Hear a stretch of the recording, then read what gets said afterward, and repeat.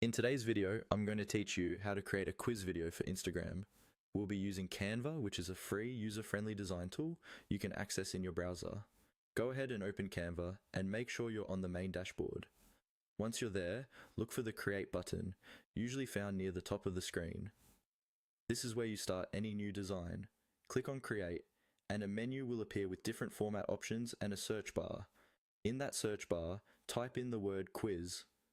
Canva will now show you a range of quiz-related formats and templates. This is helpful because it filters out everything that's not relevant, so you're only seeing layouts that are already structured for quizzes, questions, and answers. Take a moment to scroll through the options and think about where you'll be posting this on Instagram. For stories, vertical layouts work best. For reels or feed posts, you can still use vertical formats to fill the screen. Next, select a design that fits the style and mood you want. Click once on any design that catches your eye to preview it. Look at the colors, fonts, and overall layout. You want something that's easy to read on a phone screen, with clear contrast between the background and text. When you've found one you like, click to open it in the Canva editor.